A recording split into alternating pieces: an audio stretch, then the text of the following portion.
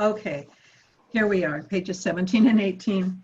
Thinking becomes false because of the interference of samskaras accumulated during the process of the evolution of consciousness.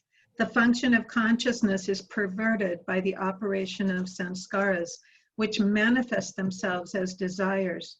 Through many lives, consciousness is continually being burdened by the after effects of experience. The perception of the soul is limited by these after effects. The thinking of the soul cannot break through the hedge created by samskaras, and consciousness becomes a helpless captive of illusions projected by its own false thinking. This falsification of thought is present not only in cases where consciousness is partly developed, but also in man where it is fully developed.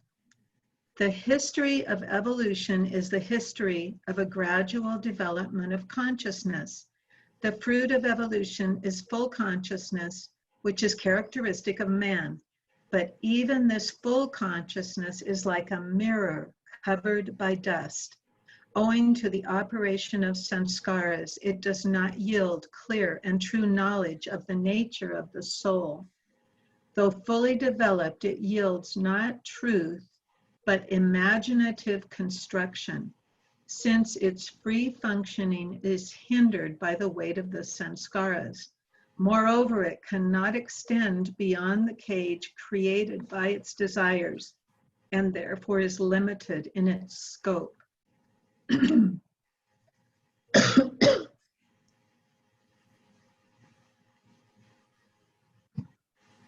Does anyone have any thoughts that they would like to share on that reading? I think it went way over my head. Okay, well, it's from Discourses. Yeah, Pages. I know. I know. Well, that's why we never get tired of reading them. But what comes to me is, so our desires create a cage, and that's what limits our ability to have full consciousness. And so we just work at it bit by bit. And today we're actually going to be doing work on Baba. We're going to be doing a Judge Your Neighbor worksheet on Baba. I've personally done this and found it to be extremely helpful in recognizing what's my business and what's his business, and what I'm putting on him that isn't for him to, it's not what he has to do, it's what I have to do. And so, you know, it's going to be interesting to see how it all comes out. I found this poem by Ron Greenstein. He's a Baba lover he's now in Mariposa. And this is the lyrics to a song he wrote. And it's entitled, If I Continue to Think. If I continue to think as I have been thinking, I will continue to act as I have been acting. And if I continue to act as I have been acting, I will continue to get the same result. But if I change these patterns of how I've been thinking and become aware of values that have been conflicting, I could pull myself out of this bog in which I've been sinking and enjoy the freedom to answer the call of my Lord. Now I can see life is happening in me, not to me, and the light of this truth dispels the dark and the gloomy. The world, so oppressive and imposing, now passes right through me, for all along it was merely a phantom at play with my Lord. Life is becoming less about having and doing, and more about being with all of life problem pots stewing, cooking up humble pie and lessons on which to be chewing to nourish and help me grow closer to my Lord. Now, practice is really the key. It is essential, for principles alone, they only hold potential, and right attitude turns that key, and eventually a new habit forms to take the place of the old. So I thought that was a beautiful awareness of how our thinking mind obstructs us, and when we're willing to not believe all of our stressful thoughts, there's freedom in that. So now I'm going to read from Effort and Grace, page 20 and 21, from Dear Darwin.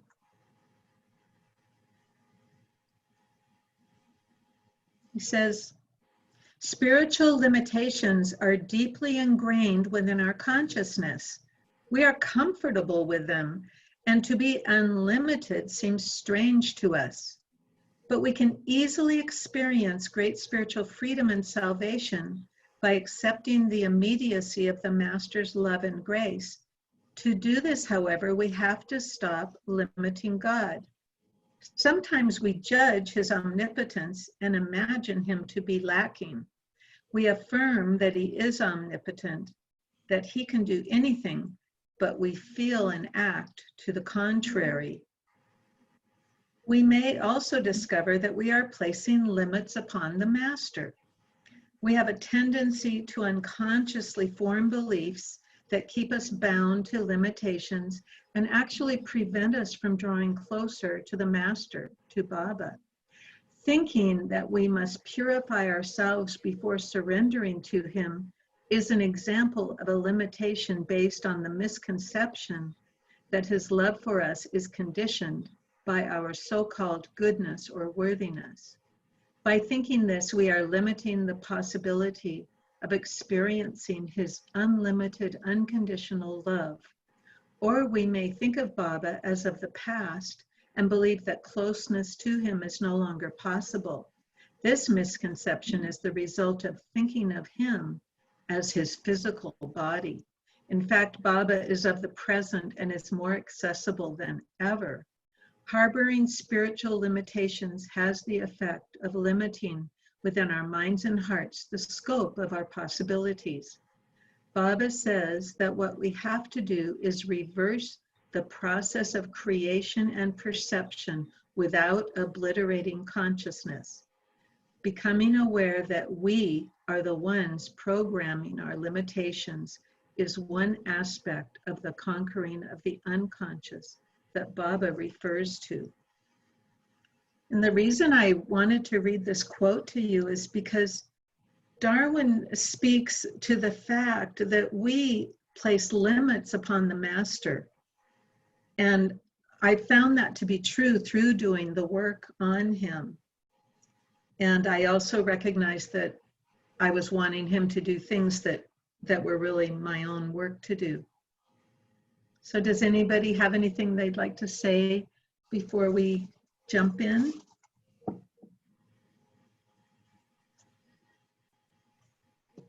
Okay. So actually I have one more quote to read from Catching the Thread by Llewellyn Vaughan Lee. And he's talking about how there comes a point when we must recognize that we project everything onto Baba, including the positive. And part of our work in our journey to him is to withdraw even those positive projections and integrate them into our own being. So instead of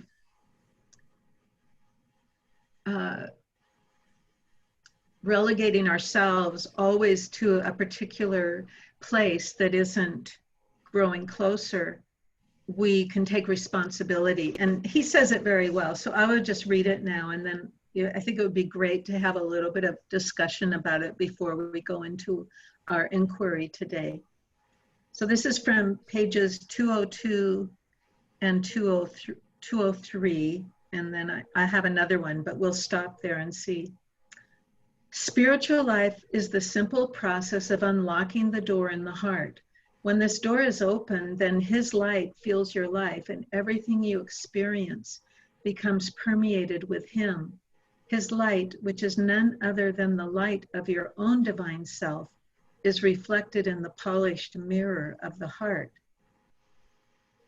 The images of the self finally fall away as we cross over the threshold of our innermost being. The path of the mystic takes the lover beyond the psyche, beyond any image, beyond any form. Called by love, we step into the oneness that lies within the heart, emerging into the formless emptiness of love. On this stage of the journey, we are guided by love and by those whom love has made empty. The mystic who is absorbed in God is an empty space within which others can safely come to know his eternal emptiness and taste the truth of their own non-existence. And then this is the last part I'm going to read to you from pages 214 and 215, and it's entitled The Process of Projection. An important part of the relationship with the teacher is often the process of projection. The dominant role of the teacher makes him a hook for many different types of projection, the most frequent of which is the projection of the self with a capital S. The self is something so awesome, so luminous and dynamic that at the beginning it is very difficult to own it as a part of ourselves. Rather than acknowledging that we have this inner wisdom and guidance, it is easier to project it onto the teacher, who is supposed to be full of wisdom and light.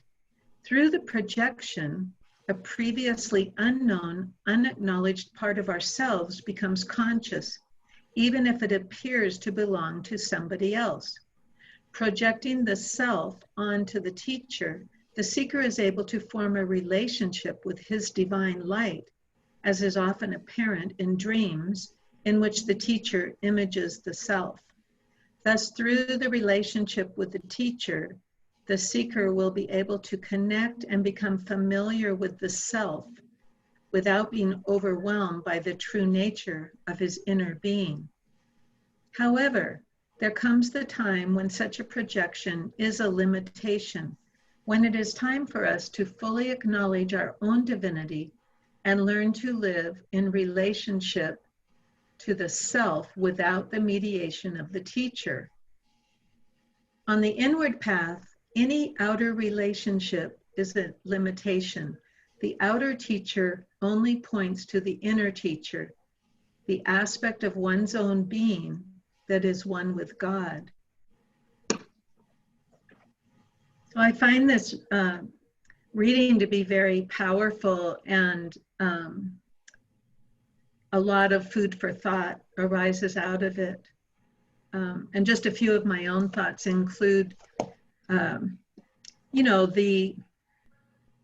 there's always the danger of inflation. Like if we recognize our own self with a capital S through our connection with Baba, then of course the path becomes dangerous through the inflation of the ego, where the ego absconds with what really belongs to the true self.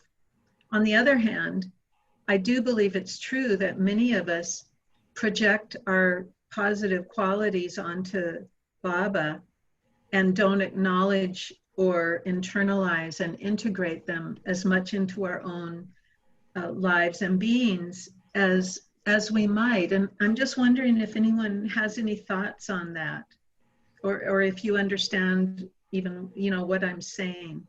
It's kind of subtle, but it's I think it's important to look at it, especially in light of doing this work that we're going to do today. Yeah, it's really profound, and you're right, it's subtle. The path of thinking that Baba is the doer and he's doing everything within, I guess, without and within, at some point, I hear Darwin saying, at some point that has to switch over to ourselves and say, the divine in me is doing it. Its name is nameless. It's it's Yeah. not necessarily the Meher Baba we so adore in physical form. It is the truth in us, and it's really no different than what we've been doing with Norina as well. Oh, okay. Yeah. Yeah. Good. Yeah. It just seems like it's something to really take a look at as we're on this journey with Baba, because it's really about taking responsibility, I think, for that light of the self that is within us, and taking the plunge sometimes to be willing to share, because each one of us has unique gifts to offer. Everyone is like a different facet of the diamond. And of course, we know Baba is the avatar. He's the complete whole diamond. Anybody else have any thoughts they'd like to share? I just feel like this is a really deep contemplative subject, and it's really worthy of spending a little bit of time on it. I agree. Who said that? Yeah. Do you have any other thoughts, Farishte? No, I totally agree, and it's something that is big. I mean, it's big to make that subtle Yes. but profound change, and I have no idea where I am in that spectrum. No idea. Yeah. Well, so that's why I agree that it needs contemplation. yeah, I can share a little bit about my own experience, and it's not like I know anything for sure, but what I sense is there's been a part of me really all my life that's just wanted to be in the background as a quiet lover of God, and yet probably because of my sanskaras, I really do need to share. I need to creatively express what I really am passionate about. And so, for example, when I first realized how Baba's words supported the self-inquiry work of Byron Katie, I was so excited, and it was like so alive in me to share it. And yet the inner critic in me was like, you can't do that. Who do you think you are? But there was a need in me to do that. And I do believe that, I mean, I really feel Baba has inspired me to do this, but it's like walking on a razor's edge, because I never want to let my ego, take hold. And so there is a bit of courage to just share. And like you were saying, I think last week, Farishte, whenever we do service, it's always like, well, is it really selfless, or is my ego involved? And what I find is that Baba just really helps me see more and more about my own personality structure. And I'd rather be able to recognize it, even though it's exposed, than not, because I really want to become one with Baba. I want to come closer. So I'm willing to take chances. And that's kind of how, in this conversation, how it feels for me. And, when I hear from people that these sessions are helping them, that just seems to be a good reason to continue. So it's about, in this sense, it's about me not leaving everything to Baba, letting me be also someone who can manifest what my own drop soul is inspired to share. And it feels like it takes courage, and it always does. There's always a part in me that just wants to hide. So anybody else have anything they'd like to share? I think it's interesting, and it's probably I've done it probably, but it's new as a concept to me, so it's definitely interesting. Just that, yeah, like it is all Baba. Everything is Baba, and so am I. And there's that capital S self inside me that has to sometimes take the reins. Mm. I don't know. Yeah. It's kind of like it really needs to be expressed, you know, and we might not know for sure if it's the capital S, you know, and it's probably a mixture, but somehow I also feel that because most of us do need some kind of community experience, you know, we just need to share. We just need to share our hearts and our thoughts and our feelings with each other. So Really loved what you read from Darwin Shaw. I don't think I really had ever listened to these words before carefully, about unlocking the door of the heart and permeating, letting, you know, like the light of Baba or God or the soul, to be reflected in the polished mirror of the heart, and creating, beyond any image, creating a safe space.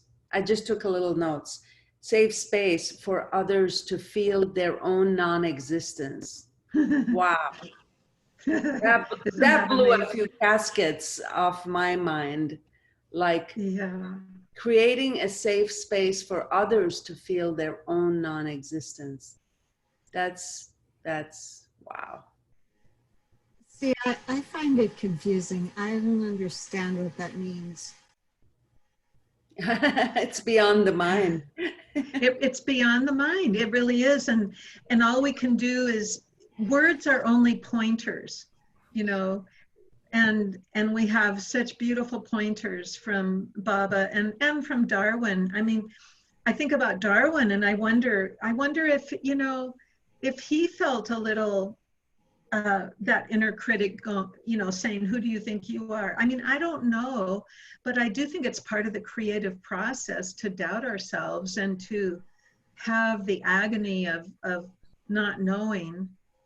I know that he didn't want to be recorded. He didn't want to, you know, like people. Honestly, he wrote this book when he was over 90 years old. There you go. Only because he waited that long to give us his wisdom. Yeah, yeah. And I think that, I bet you, I mean, I'm just taking a guess here, but I think there are many Baba lovers who have beautiful, unique perspectives to share, but for some reason don't feel permission inwardly. And I just think it's, so as we do this work on Baba today, I think it will become clearer, this whole process of withdrawing positive and negative projections. Now, we're only working on our negative projections with Judge Your Neighbor worksheets, but I do think that we can project a lot of our positive things onto Baba and not own them in ourselves. And that's just something to be aware of. And it's certainly an important aspect of Jungian psychology. Many Jungian writers have talked about this, where we just let the teacher, the guru, whoever it is, you know, be the light, and then we don't shine our own light. And anyway, that's that. It's really a razor's edge, like you said, you know. I mean, is. A lot of the mystical writers and poets and so on talk about becoming dust. You know, it's about annihilation of the ego self so that the other capital self can emerge. And it's a real razor's edge. This is real difficult. It is. And I would say to that putting oneself out there, for example, like I'm doing these inquiry circles, it's a razor's edge. And it also, I learn about myself, the negatives as well as the positives. And so for that reason, if it's helping me wake up more, then it's worth it. You know, I'm willing, you know, to be a fool, right? Perfect. Yeah. I Yeah. have a thought on this. To Good.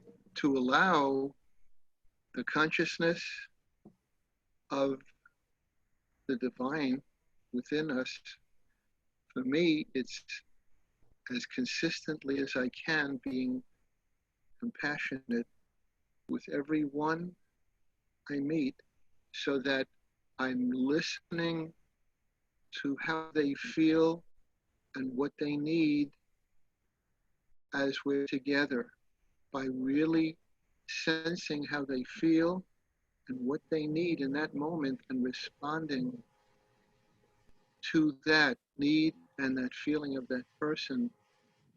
To me, that's being in a very beautiful healing consciousness of love. That would Beautiful.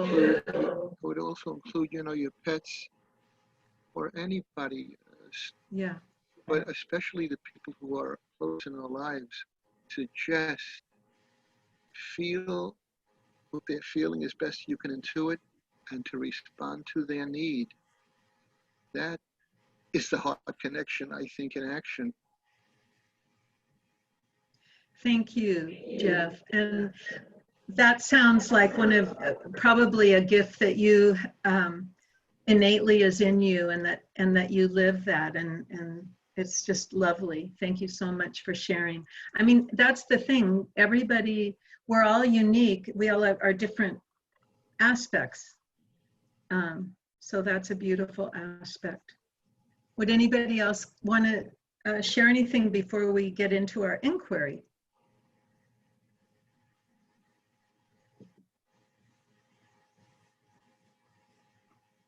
Okay, so I'm not going to read the whole worksheet to you. Diantha and I worked on it. We're just going to work on number 1 today, which is the umbrella statement. And what we agreed on was, I am weary with Baba because he abandons me. Baba abandons me.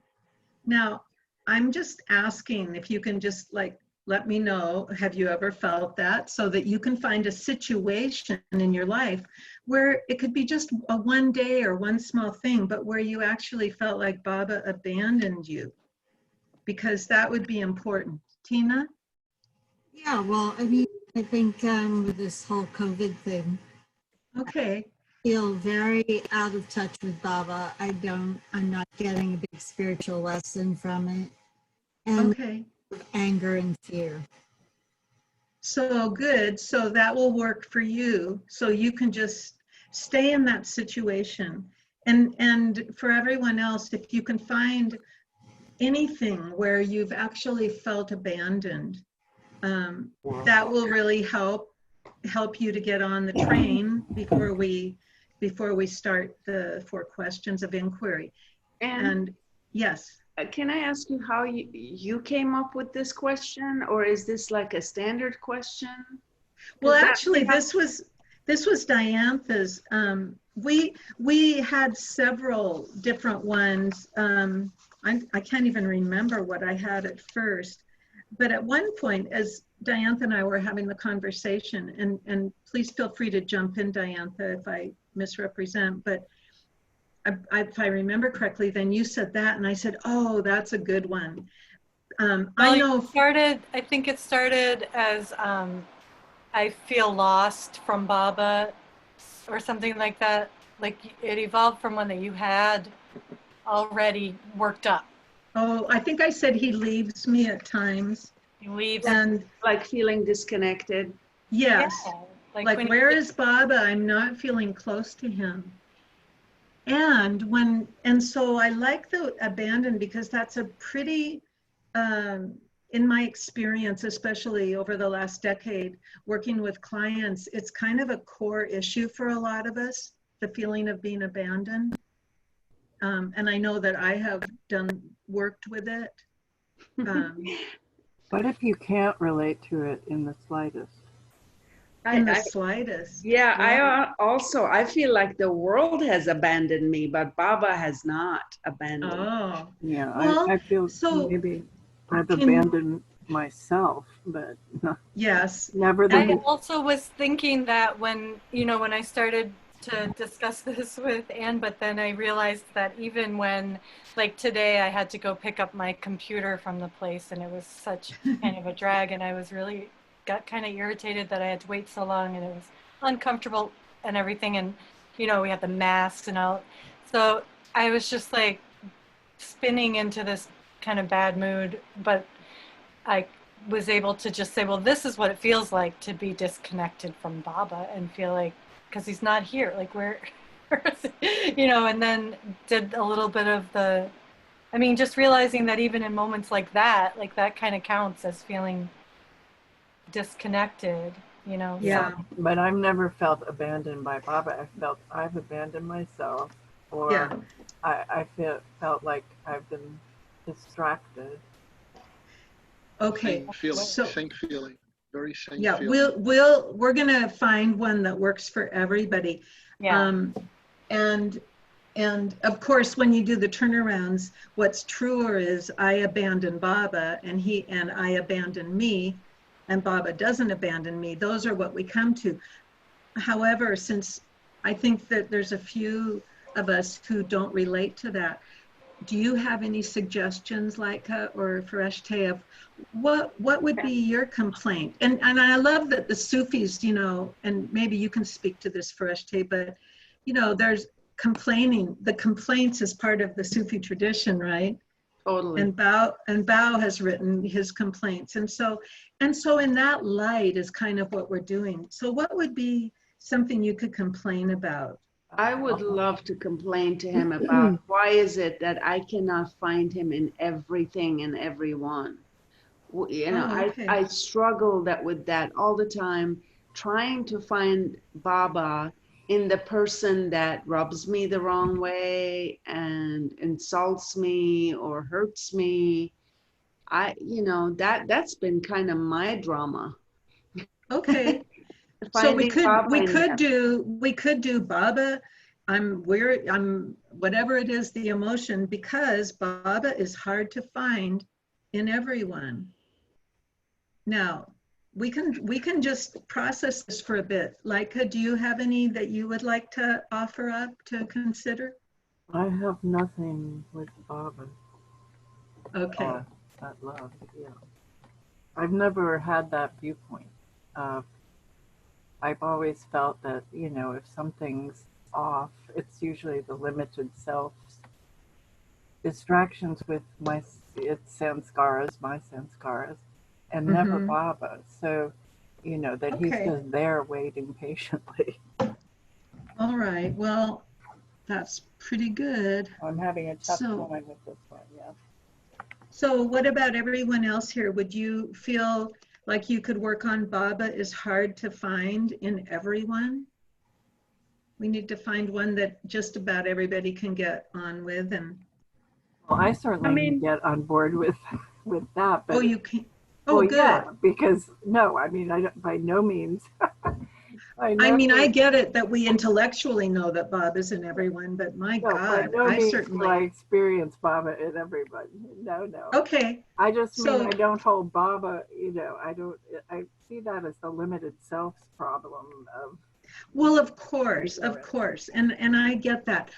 And the whole purpose of this inquiry is that we just notice how the mind works. And if we really question it, it seems to loosen up some of the stronghold, and we'll find out if it gets lighter at the other end of it. I just want to say that for me, that will tie in just fine with he abandons me sometimes. Yeah. He hides when I'm Yes. encountering somebody who is very unpleasant, who I cannot and I'm just thinking, where is Baba in this? He's gone, or he's hiding. He's abandoned me. It's a little bit of, sounds like strong language, but in a sense that works too. So yeah. Well, and it's like because, go ahead, Jeff. When I meet individuals like that, like we all do, I look at them as having a case of earth dis-ease.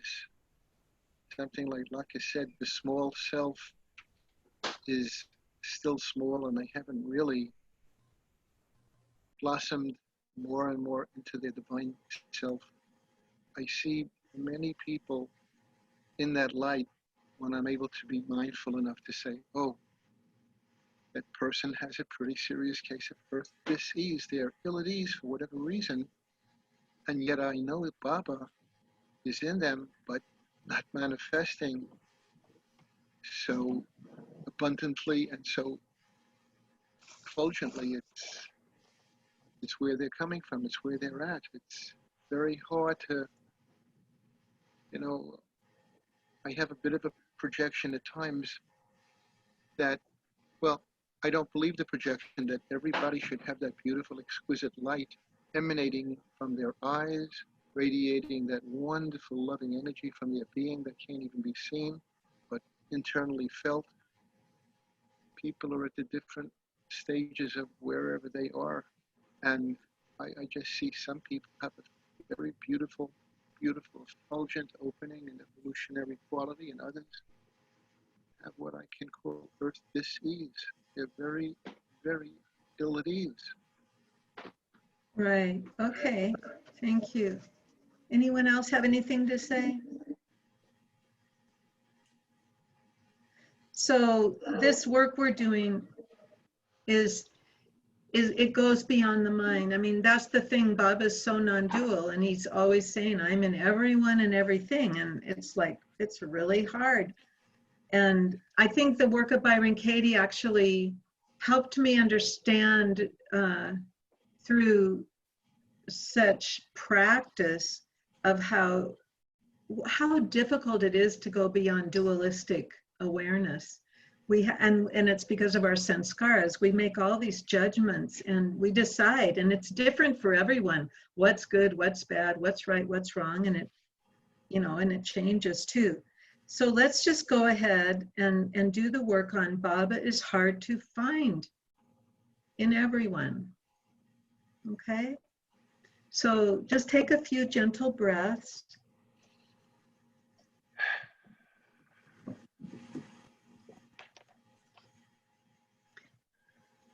Is it true that Baba is hard to find in everyone? Is that true? Yes. And when you're ready, yeah, you know what to do. Oh, Yes.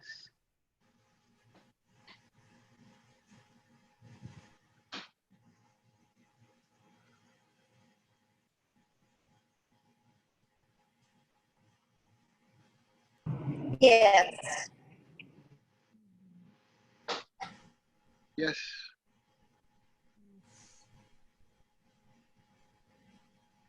Okay. So for those of us who said yes, we'll go to question 2. And I want you to actually contemplate this question deeply for a minute before you respond. Can you absolutely know that it's true that Baba is hard to find in everyone?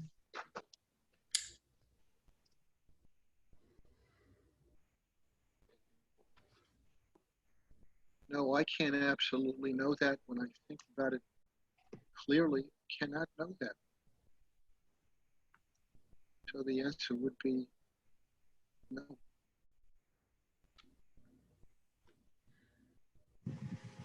No.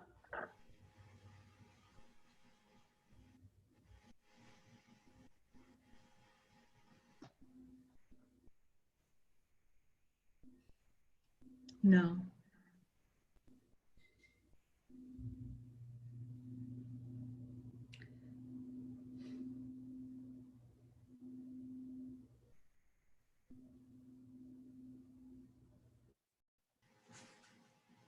Has everyone been able to find their answer?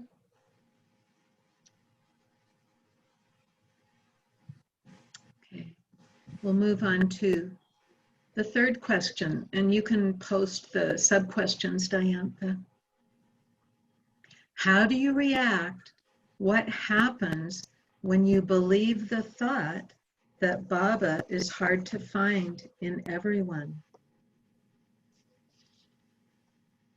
Could you repeat that question one more time, please, Anne? How do you react? What happens when you believe the thought that Baba is hard to find in everyone? Thank you. Just contemplate that and notice, what emotions do you feel when you're believing that Baba's hard to find in everyone? Think about that person you just can't stand. What emotions do you feel?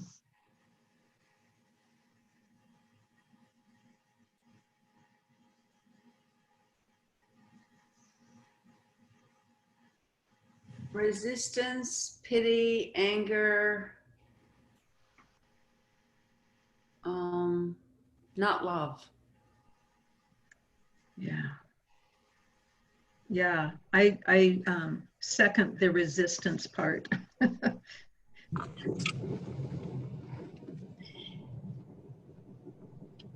Yeah, I just put on my armor with some people. Yes, yes. And what would you call the emotion? How would you describe that as an emotion?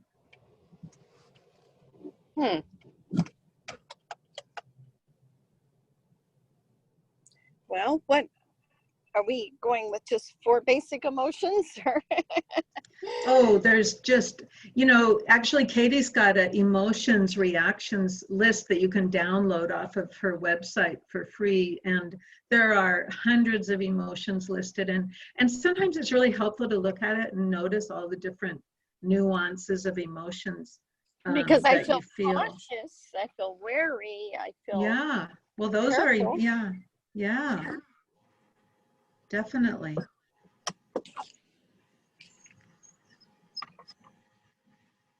And I definitely feel dislike. Okay, so everyone, if you found your emotion, I want you to locate inside your body, where do you feel that emotion? And then we're going to identify, once we find where in our body we feel that, we're going to identify the sensations. And this is a really critical piece of inquiry work, because we tend to repress these negative, uncomfortable emotions and sensations. And if we are willing to feel them, they actually guide us on our way to freedom, because they don't last. So if anyone would like to share where they feel it in their body, we're going to sit in it after we identify it. And you can just speak out where you find it. Like maybe Jackie, where do you feel the armor? Yeah, it might be my throat and my heart. Okay, so that's where you're going to focus in that area when we're ready to do that. Yeah, for me, the dislike and the resistance is definitely in my heart. And so well, now the person I'm thinking about, it affects my power center. Okay, so your I feel solar myself plexus. wilting around them. Okay, so you're going to really go into the sensation of wilting, and you're going to be able to describe it, because if you can go into that, something else will arise. It just needs to be felt all the way to its conclusion.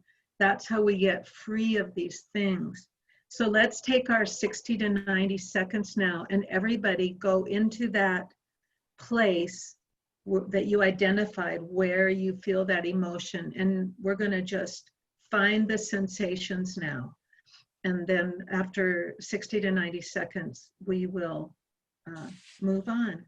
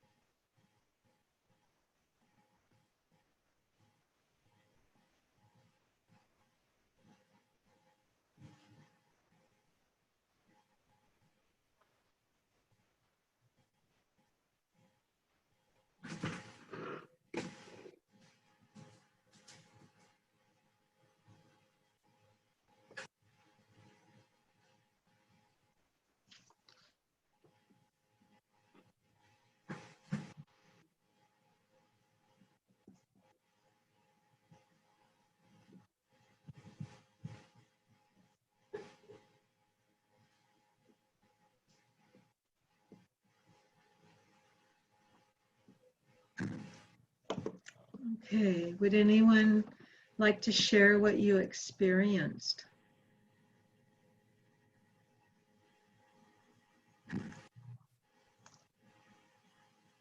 What I noticed, I was in my heart center and it was very contracted, and what I recognized was an intransigence. There was this part of me that did not want to open my heart to see Baba in this person. And I had to start breathing, and because it was so stuck, the energy was stuck. And as I was breathing, I felt this release and this expansiveness. And that was when I realized how intransigent that belief was, that I couldn't see Baba in this person. I didn't want to see Baba in that person because I realized then I have to change. There's a part of me that has to die. It's part of my ego that just has to surrender because I have such a story, you know, that I was trying to hold on to about this person that I couldn't see Baba in. So that was the most interesting thing for me, to find that intransigence in myself. Anybody else have any observations that they would be willing to share?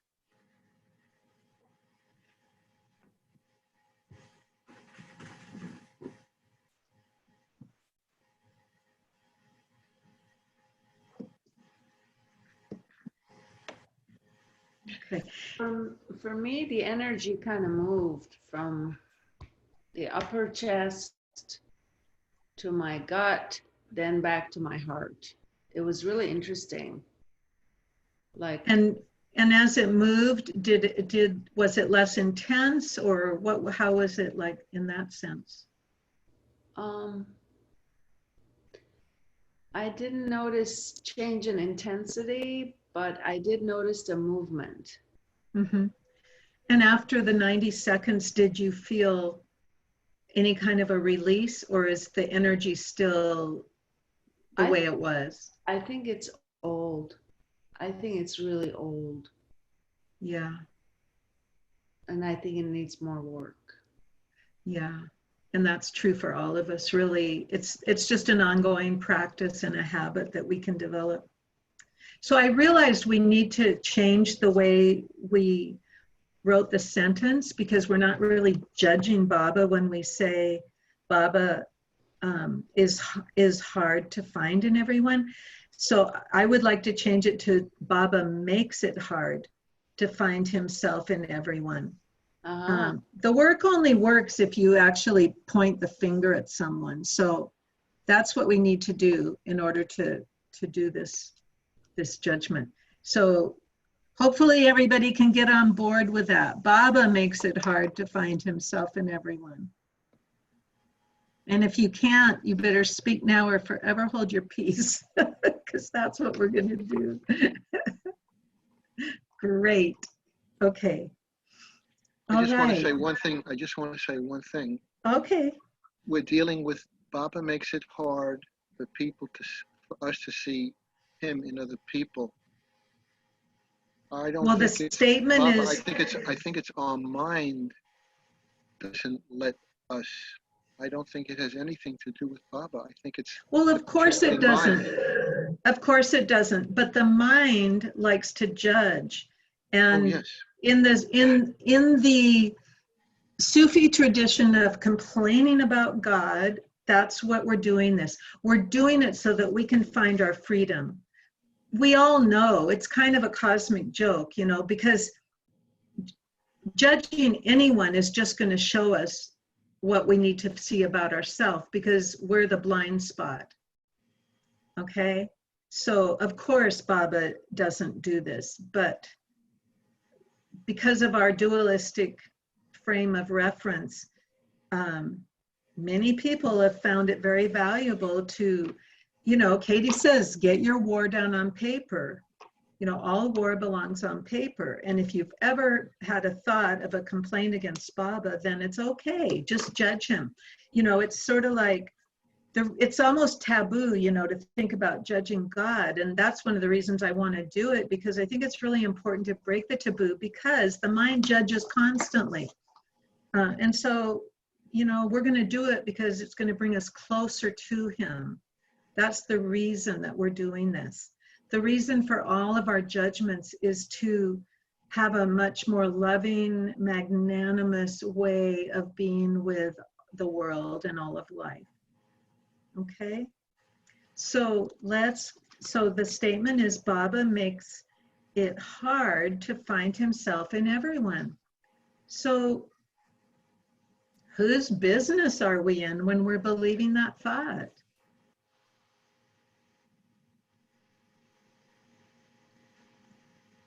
Baba's. Yeah, we're in Baba's business. We're always in someone's business, because that's the way our worksheets are set up. And it's always a cause of suffering. But we can unwind our suffering through inquiry. So just notice, how do we treat Baba when we're believing the thought that he makes it hard to find himself in everyone? How do we treat him?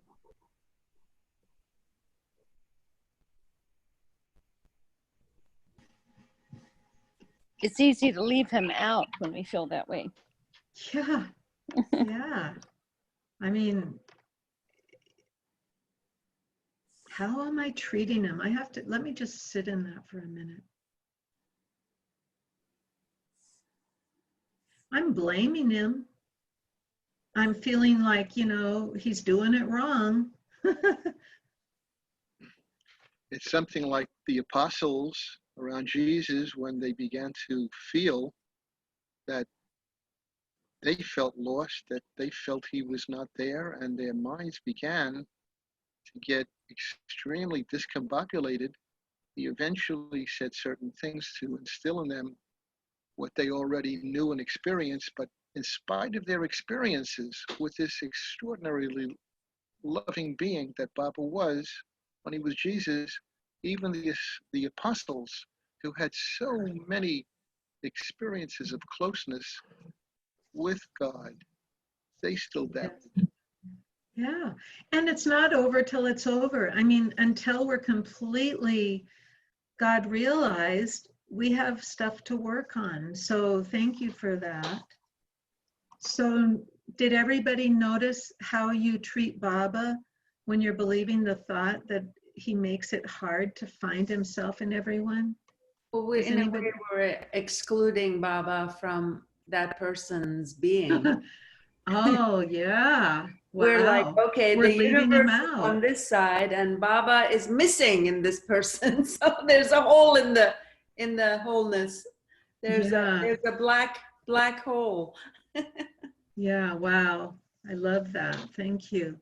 Does anybody else have anything they'd like to share about how you treat Baba when you're believing that he makes it hard to find himself in everyone?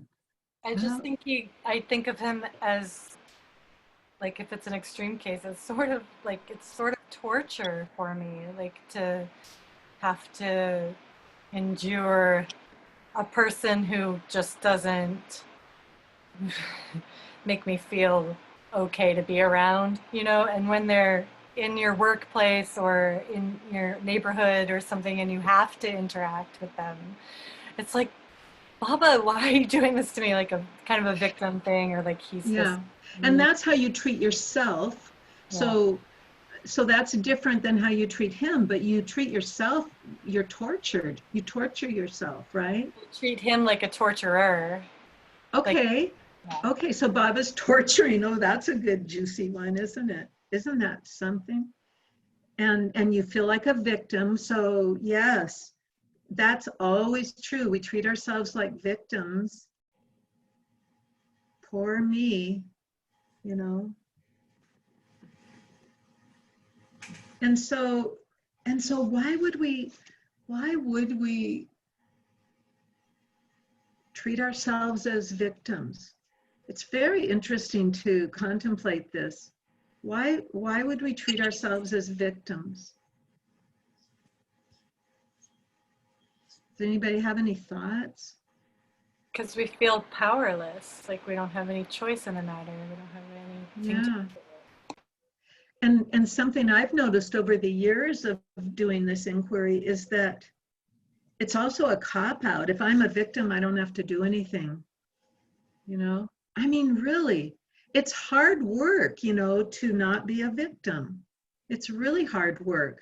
And it's ongoing because I believe, I mean, I don't know if this is true, but it seems to me that there's always an element of believing oneself to be a victim until we're completely free, because what else would hold us down? You know, it's like we don't have the power, we don't have the ability. And, you know, we know from Baba that, of course, we have everything inside of us that we need. We have to be heroic. So being a victim is sometimes like maybe thinking that's the easier way out. And of course, it never is, but anybody else notice how you treat yourself when you're believing the thought that Baba makes it hard to find himself in everyone? I guess at a deeper level, I feel inadequate. Like, gosh, I haven't learned this lesson yet. You know? Yeah. So you're hard on yourself, right? Yeah. And I can relate to that. Yeah. It's like, yeah. And I would say, would you say that might be a lack of patience? Oh, totally. Yeah. Because Baba always says we have to be extremely patient and long-suffering, and patience is something I've had to really work on, you know, and it's kind of an opposite of anger. So yes, Baba is definitely, requires extreme patience. So yes, we're impatient with ourselves and with him. So what are we unable to do when we're believing the thought that Baba makes it hard to find himself in everyone? What are you unable to do when you're believing that thought?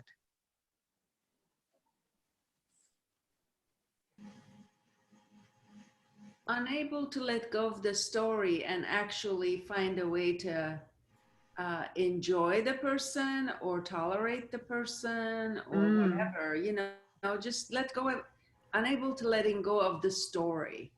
Yes. I love how you said you're not able to enjoy the person, because when I was, you know, in the sensations, and I noticed that intransigence in my heart, when I started breathing and my heart opened up more, I could see all the sweet qualities in this person that I wasn't willing to see it when I was believing the thought that, you know, I couldn't see Baba in this person. So yeah, we're just unable to see the bigger picture. You know, it's like everybody has their positives and negatives, but we get very selective at times about what we're willing to see. The thing is, though, you know, sometimes you just have to walk away. You know, you don't have to enjoy everyone. Not everyone is enjoyable. No, and I agree with you. And I think walking away is also one of the ways of having clear boundaries. When you know that you need to take care of yourself, I think walking away is a great solution. Just end it, end the conversation, and, you know, excuse yourself. And that has to do with having really clear boundaries. Yeah. Well, for myself with this person, they're like the test. It's like a reminder I'm not in my power. And until I have a better way of coping, that's what I do. I distance myself quickly. Yeah. And I guess the important thing is then for us to recognize that as long as we're triggered, there's something in us that we need to pay attention to. And, you know, sometimes we need a break from our triggers too. So what do you fail to see when you're believing the thought that Baba makes it hard to find himself in everyone?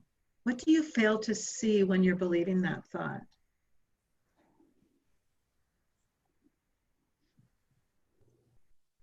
That Baba is in everyone. Yeah. I know, it's just like the big black curtain came over and it doesn't even occur to us, right? I recently, I spent the weekend with my sister. She's probably the most negative person I've ever met. She talks a lot about her food she doesn't like. She's a very picky eater. She'll give you a laundry list. And she also is a hypochondriac. And she was and it's very hard for me to see Baba in her, but she was going on and on about how she didn't want a relationship. She just likes to be alone. She doesn't want to have to compromise and adapt to anybody else's needs. And I just, I felt like a little bit of compassion for her. And I thought, Yeah. Wow, I could have been that if I hadn't heard about Baba. Yeah, I love that you said you felt the compassion, because in my experience, that's really what always arises as we go deeper into our inquiry. Compassion for her, for ourselves, for the world. I didn't say anything, No, but I'm sure she felt that compassion. So that's a beautiful thing. I try to be nice to her, but it's like a one-way street. Yeah, but it's bringing you closer to Baba because you're pleasing him, right? I don't know. I mean, it's just good to remember that, when we make that effort to make other people happy, that pleases Baba. And, that's really helps me to remember that. Let's say I don't want Baba to come to me in our meeting, whenever that's going to be, and say I was unhappy with you in that person, in that situation. You did not please me in that situation. Right. You try to do the best you can with these people, and you don't give them unsolicited advice. Just Yeah. be there for them. Yeah. I mean, I don't spend a lot of time around her, believe me. Well, family, there's oftentimes for many of us, family is definitely where our work is. And when we can free ourselves from the triggers of that, then life is a lot easier. I feel like Baba gave me the mother load of difficult relatives. I really do. Maybe he wants to give you the mother load of real God realization. Who knows? I mean, just, if you get lemons, just make some lemonade, right? I'm drinking lemonade right now. There you go. See, way to go. Yeah. So let's move on to question 4. So you can put Baba back up, and we won't use the turnaround since we changed it, Diantha. Okay. Who would you be without the thought that Baba makes it hard to find himself in everyone? Who are you without that thought? Well, I can go back to my sister if you'd like an answer to that. I'd love it. I wasn't even thinking of, like, where is Baba in this situation? But, I was just trying to get through it as best I can. But the thing is that when she started telling me about why she doesn't want to, she likes to be alone, she doesn't want to be in a relationship, I did feel like she touched my heart with that diatribe. Aww. And Yeah. I just feel like she's very damaged, and I want, I can't save her, but I did have that feeling of, what was the question? Who would you be without the thought that Baba makes it hard to find himself in everyone? Yeah, I would just, be as nice to her as possible, but I wouldn't try to like bail her out. Yeah, that sounds really healthy. Anybody else? Who are you without that thought? I That wouldn't be Baba so makes it hard. reactive, you know. Mm, I would let it flow through me rather than catch a snag in me. yeah. Yeah, I noticed that I just feel a lot more peaceful without that thought. A lot more peaceful. And accepting. Mhm. Well, and Okay. I'm always feeling like, you know, Baba probably set it up for me to run into that person. You think? Yeah. I mean, And to feel their really? jabs. I mean, with this person, it's like, it's almost like they're jabbing you, you know, they're Yes. thrusting their sword into any little tender spot they can find. Oh, I know. It's so true. Everything's a setup, right? Our whole life is a big Mhm. setup designed for our unique sanskaras. Okay, so let's turn the thought around to ourself. Now, this is an interesting one. I make it hard to find myself in me. So my egoic self makes it hard to find my real self in me. Mm.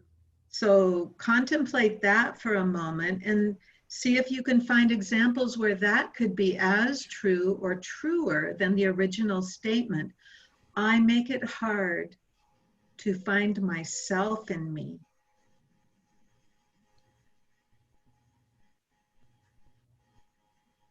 Yeah, I immediately, it's that intransigence. I really felt that. That was my ego blocking me from seeing Baba in this person.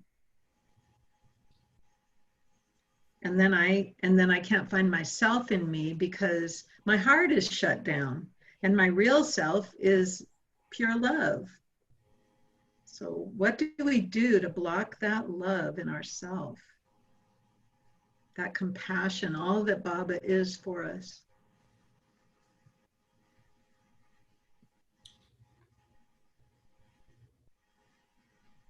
Does anybody else have an example of that? Well, you know, I think like just railing against Baba in this particular situation I find myself in with the coronavirus.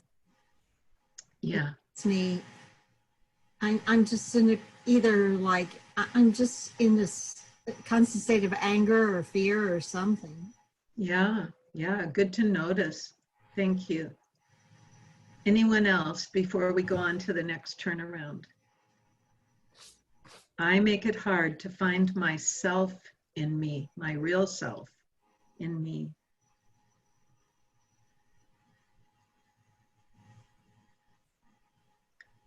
Okay, let's go to the turnaround to the other. And that also starts with an I statement. And that would be, I make it hard to find Baba in everyone.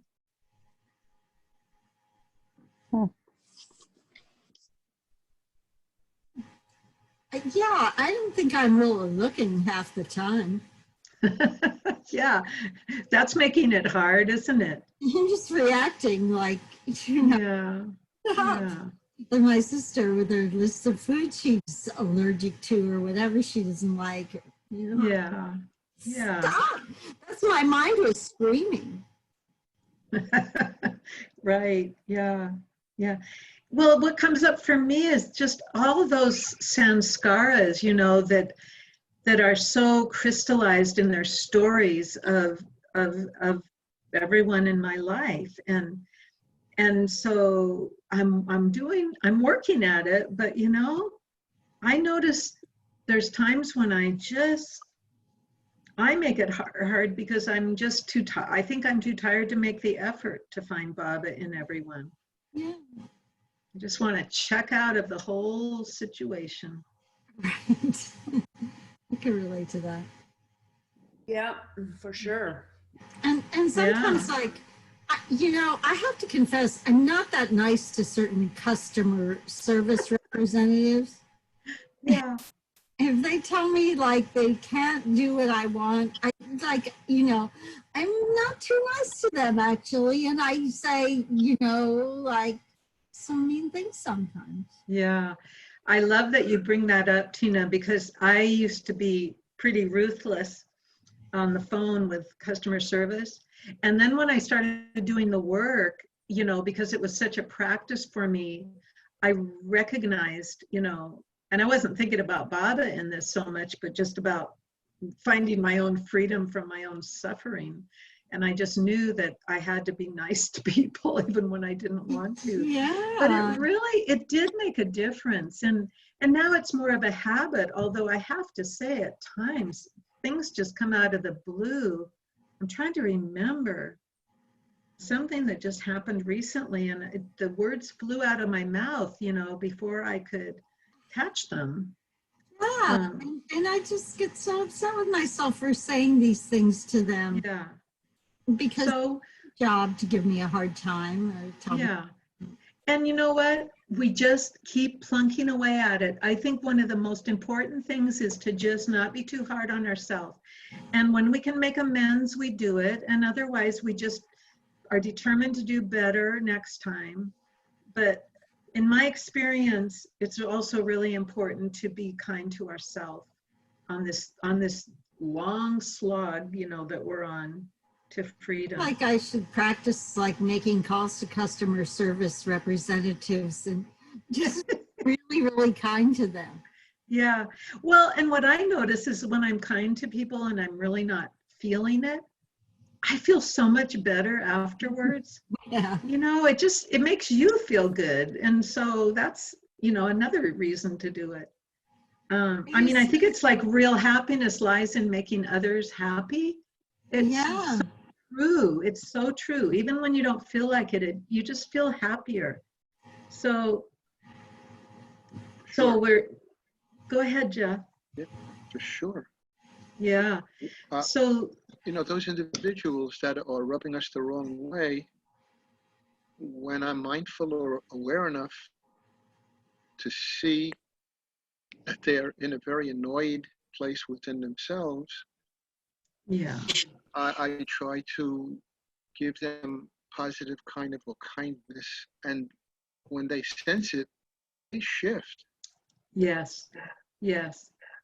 And you never know, you might have just made their day.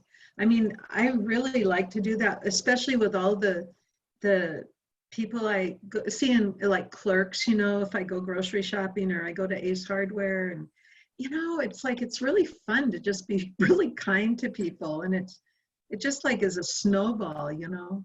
That's real easy. I mean, I find real easy to be kind to people I don't know. Oh, yeah. That's a good point. That's so easy. A good point. But yeah.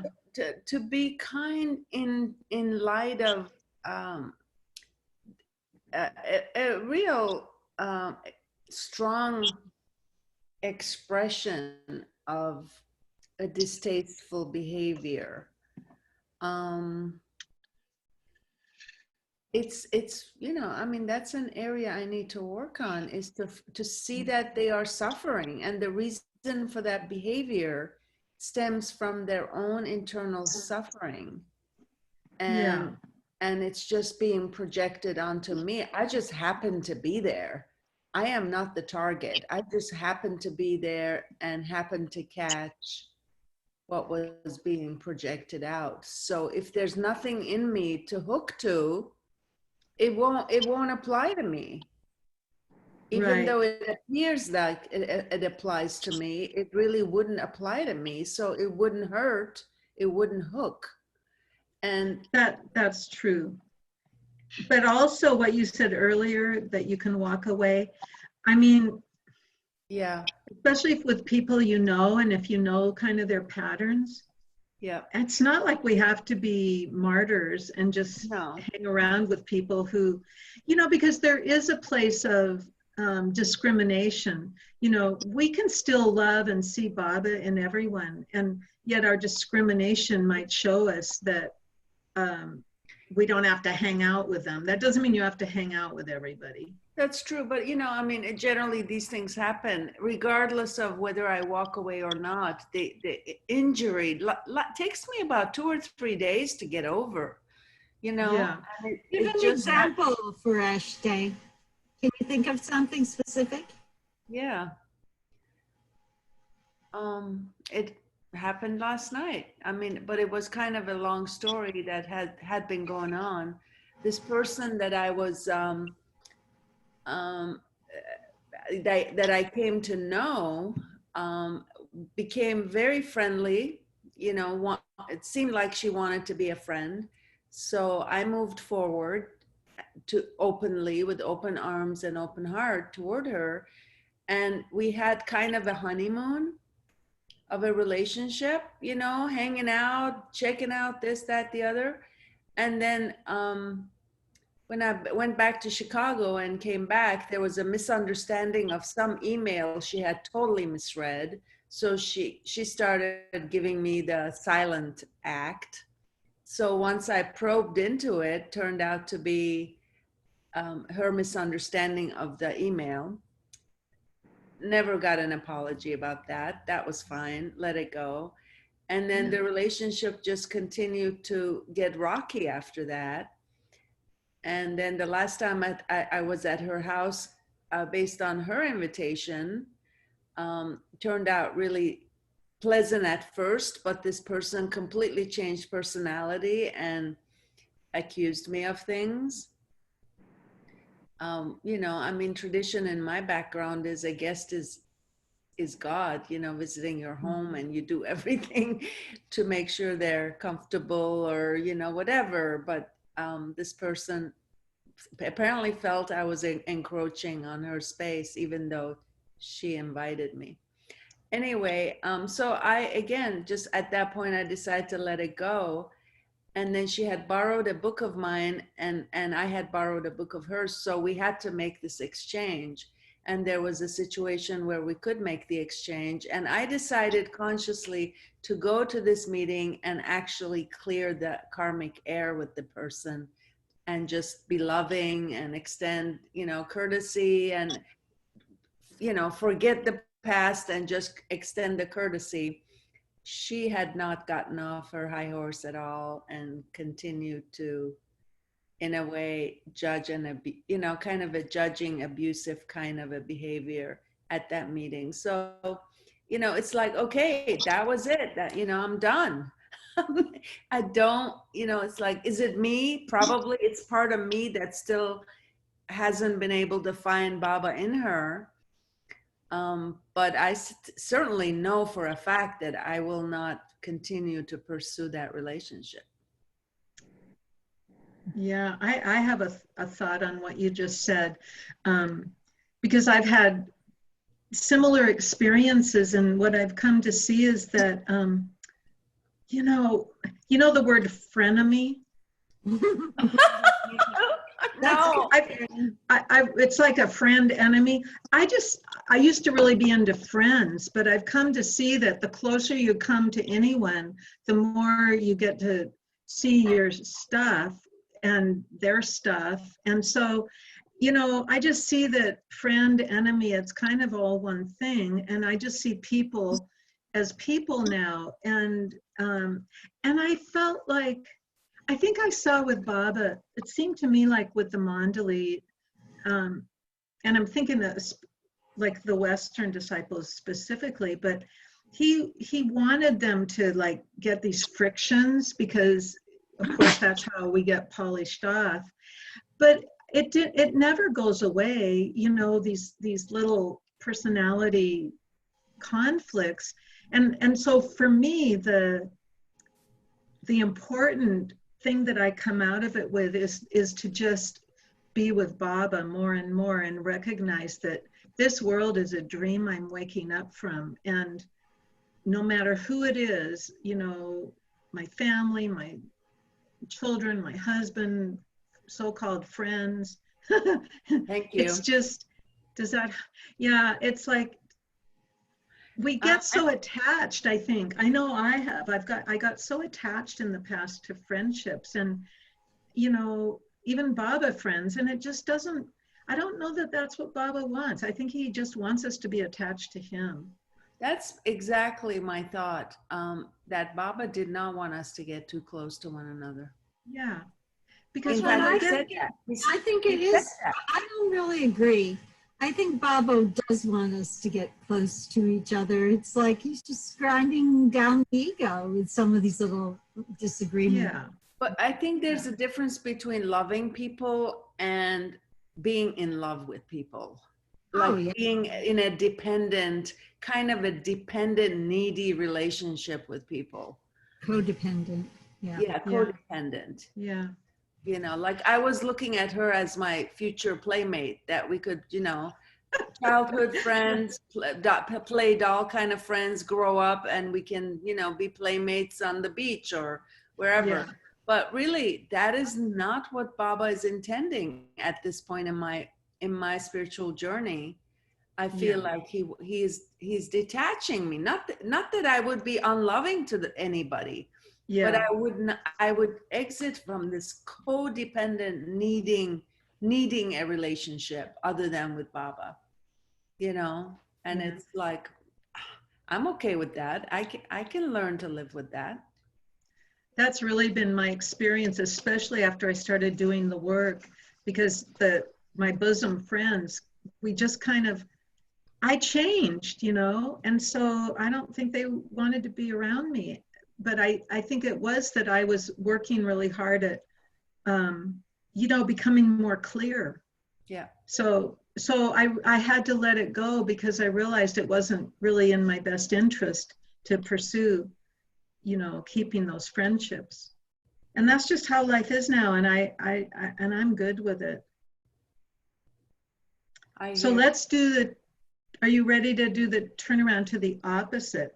We have two ways we can do it. We can say, Baba makes it easy to find himself in everyone. And we could also do, Baba doesn't make it hard to find himself in everyone. So which one would you like to do? See how much time I like the first one. Okay, let's do that. Baba makes it easy to find himself in everyone. Find an example. I would love to hear examples, you know, where Baba makes it easy to find himself in everyone. It's certainly true right now with his beaming face here, Yeah, I think in like front of us. For me, you know, giving the example of my sister going on that diatribe about how she doesn't want to be around people, she doesn't want to compromise, she likes her space. I just like felt a lot of love for her in that moment. Just saw Beautiful. what a wall she was putting up. Thank you. Thank you. And I was just very thankful to Baba that, you know, we had these parents who were, they were not very loving, and in my opinion, and yet, you know, because I found Baba, I didn't go that route. Yeah. And I don't want to be separated from people. I want to be in their loving arms and embrace. Of course, I can't do it now, but I will. And, you know, I just felt like a lot of gratitude when, you know, it was kind of a circuitous route from when she went on that rant about how she doesn't like to be around people. Yes, yes. So Baba makes it easy to find himself in everyone. I noticed it was actually one of my sisters that I was working on. And when I got rid of that hard-heartedness, it's like, because I've done so much work on her, and it's so easy for me to see, oh, how beautiful of a life she lives and how much she loves her grandchildren. And I mean, so many things that I love about her. And so Baba makes it easy to find himself in everyone. Does anybody else have an example before we finish up? Well, I also remember my mother once tried to commit her to a mental hospital. Oh boy. So I can have a lot of compassion for her. Yeah, yeah. Well, I have a few closing remarks, unless somebody wants to say something. It's almost, I had the image of just, you know, how you take a carpet and shake it outside, get rid Ooh, of all the dust and I debris. love that. You know, I was actually doing that before the session. I was cleaning house and lifted my Yeah. carpets and got the dust from under them. And, you know, it's like shaking the house clean, you know, Yeah. getting rid That's of a all the wonderful image. cobwebs. That's good for Ash Day. That's a good image. It really is. That's awesome. Anybody else want to say anything before we have our closing Maybe quotes a from Lord Persian, Mayhair? a Persian carpet for Ash Day. Yeah, our true self is like a Persian carpet, and we just have to shake all the dust out of it. Okay, so this is from page 4717. Oh my Interested in remaining disinterested. So this was in 1960.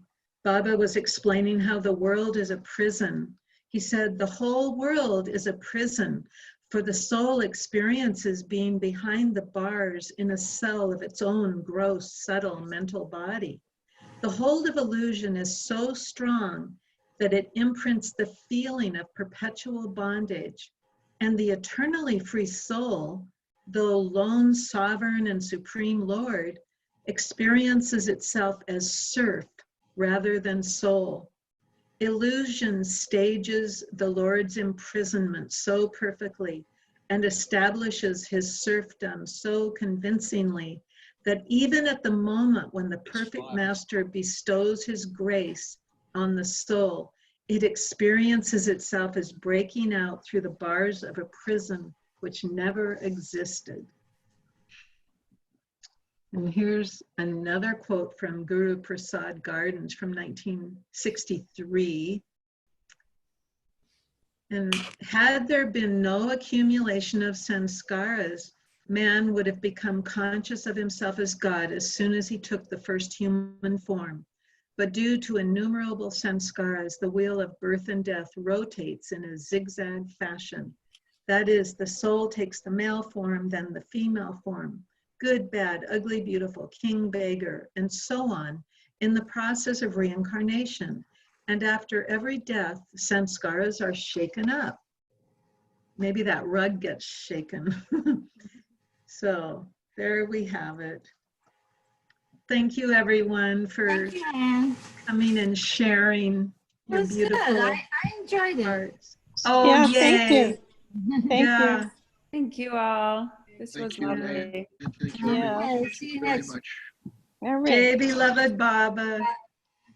Jai Baba for Ash Day. Hey, Baba. Hey, Baba, sweet Had Tina. that Hey, bad Baba. experience. Diantha. Mwah, mwah, mwah. Thank you, Baba. So good. We'll continue our work on Baba, what we want from him next week. I think Diantha and I might have to go back to the drawing board. He And you know- definitely needs working on. Yeah, and email me if you have, you know, you can find your worksheet and send me your thoughts on judging Baba, what I want Baba to do, the advice we would give him, what we need in order to be happy. Oh, This I is have a good one. Ah, Yeah, shall I Will tell you- you before I forget? yeah. What is this headache you have created for yourself? Like,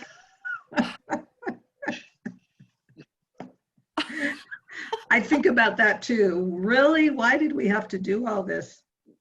I don't no, but know. I mean, I'm thinking more of him. Why did he have to put himself through this over and over again? Well, doesn't he say he asked himself the same question? Yeah, but this time I'm asking him to give me an answer. Yeah, yeah. Well, at least we know he's always in bliss, you know, so may we all be there with him. We are. We just Yeah. don't know it yet. I know. Oh my goodness, what a conundrum we're in. Beautiful conundrum. Yeah, well, it's beautiful, and I'm so grateful when we get to come and share our love for him together and, you know, ponder these mysteries.